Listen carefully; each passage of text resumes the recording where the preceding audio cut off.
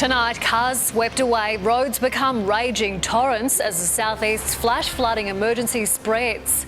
Dozens of drivers caught out by rapidly rising water in Logan. Now the Army called in to kickstart the recovery. Every Gold Coast beach closed as all that debris becomes a major hazard. The bombshell cocaine link to the SeaWorld chopper tragedy as family remember their loved ones. The Aussie researchers who may have discovered the cure for diabetes. And stolen David Warner's baggy green goes missing. Live from Brisbane, 7 News with Samantha Heathwood. Good evening. The Australian Defence Force will be deployed to the storm-drenched southeast to clear roads and debris from the Christmas and New Year's weather disasters. Tonight, the onslaught of rain is finally beginning to ease as the system moves north. After relentless torrential rain, a river rampage. Raging floodwaters seize control of a car on the Gold Coast, sweeping it away as the owner watches on. Crap. Oh. Further south, another dangerous crossing, but this time it was the bridge that washed away. Normally scenic rivers and creeks are now surging. Water like this surrounded a campsite at Natural Bridge last night, trapping travellers. Obviously the water came up more quickly than they'd anticipated. 44 people were rescued, 12 others stayed behind and are safe for now, but there's more rain on the way. Up to 350 millimetres in some parts of southeast Queensland. It's a very dangerous forecast that we are facing over the next 24 hours. The already saturated southeast struggling, the latest round of rain delaying the recovery of Christmas Day storms. Pretty intense, yeah, lots of wind, lots of rain, and yeah, then all the back of the house blew in. A roof of one of our houses came off and, it's been terrible. I had a window fly at my face.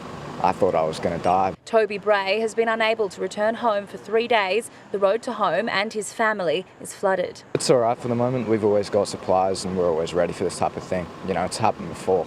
At Tamborine Mountain, nearly 5,000 are still in the dark. We were going to have power back by the 5th, but they've lost 2 days because of this rain.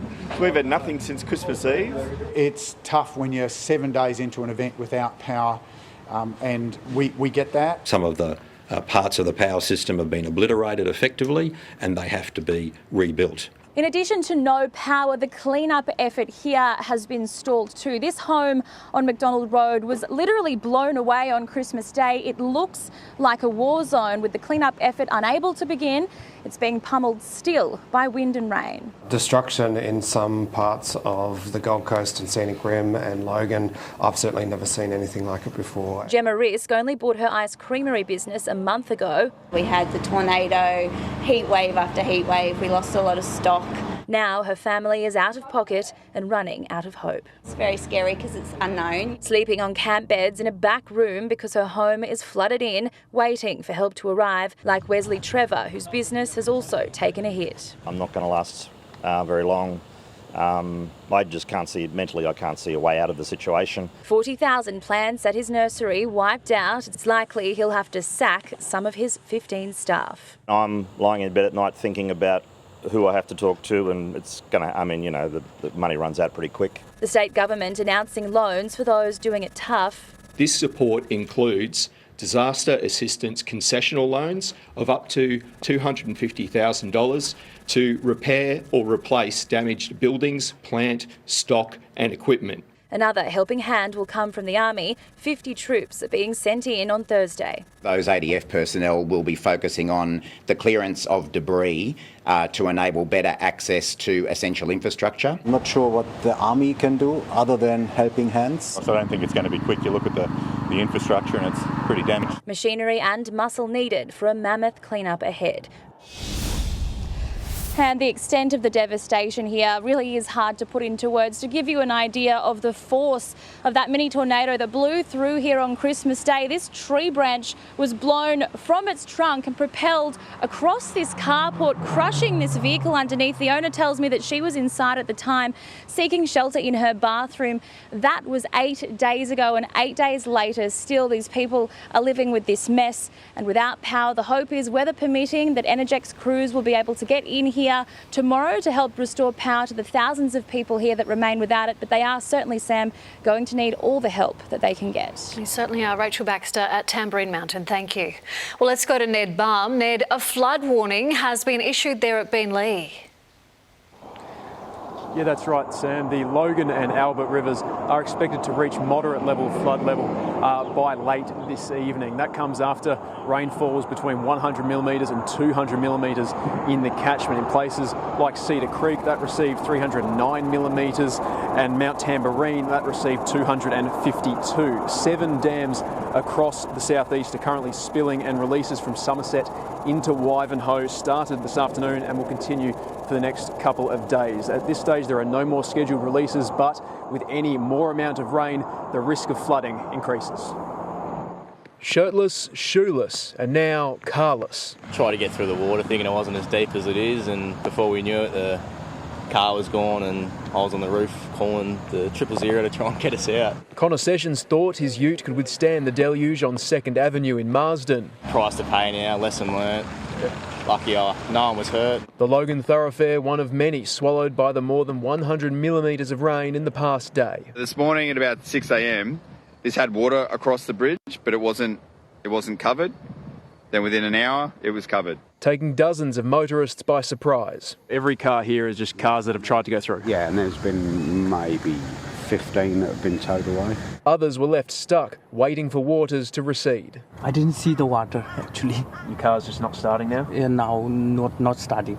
I called my friend, to get some help. Clark's Road at Logan home, another reminder of the unpredictable nature of summer storms.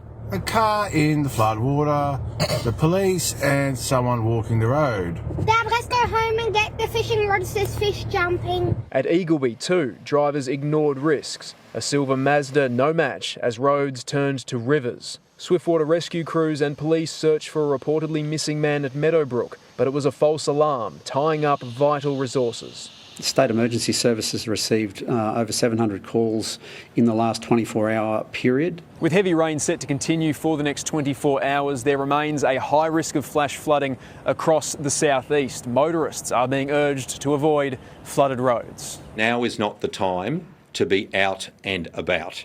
If you're in parts of Queensland receiving torrential rain at the moment, the best thing you can do is stay at home. We've got a lot of creek systems, they're now becoming wet, and there is that still ongoing risk of heavy rainfall, so that risk of localised flash flooding will also remain a risk. Brisbane was forecast to be in the firing line, but so far has been spared. The greatest risk for flash flooding is now on the Sunshine Coast tomorrow morning. The majority of the areas hit is probably the Caloundra and Kawana sort of suburbs. For those not willing to take any chances, sandbags are available at all SES depots. We're not taking any risks, so we all come together and get it done. Could we see levels reach what they did during the course of the February 22 events? At the moment it's looking fairly low, but I guess we've still got 24 hours to play out. But in true Queensland fashion, be prepared for anything.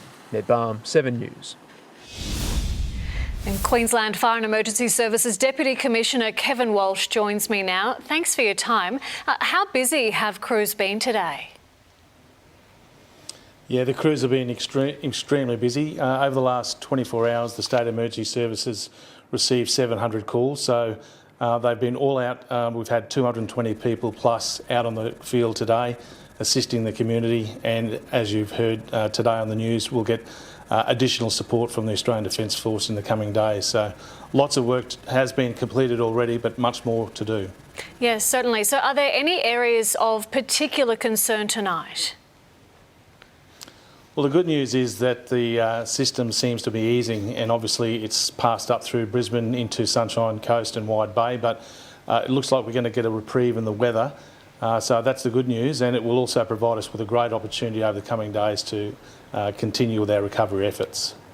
That is a relief. Deputy Commissioner, thank you so much for your time. Thank you. To Jordan Quinn, and all Gold Coast beaches were closed today.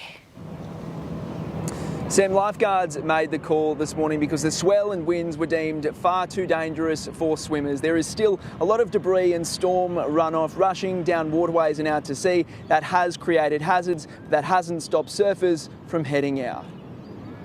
As surfers carve their way through surging peaks at Duranbar, behind them a torrent of muddy brown floodwater was emptying into the ocean, the result of close to half a metre of rain in 2 days.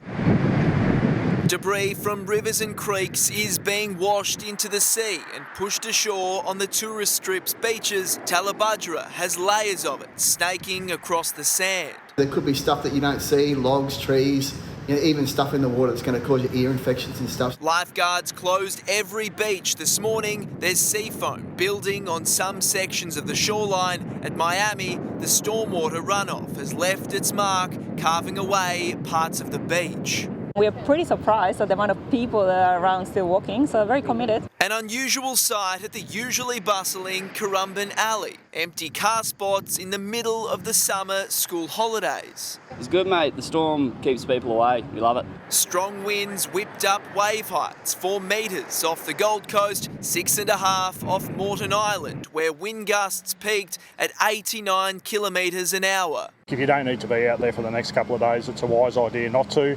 The water's chocolate brown. It's not pleasant to be in.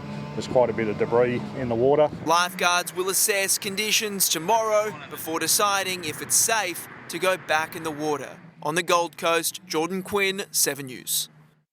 Now to Tony Auden, and what's the latest on the rain still falling? Well, Sam, thankfully it's panned out pretty much as expected today. That rain clearing southern spots this afternoon, with the main focus lingering over the Sunshine Coast at the moment. Nothing too heavy over the last few hours, but we do need to watch a line of heavier rain offshore at the moment. It is potentially tracking towards the Sunshine Coast over the next hour or two.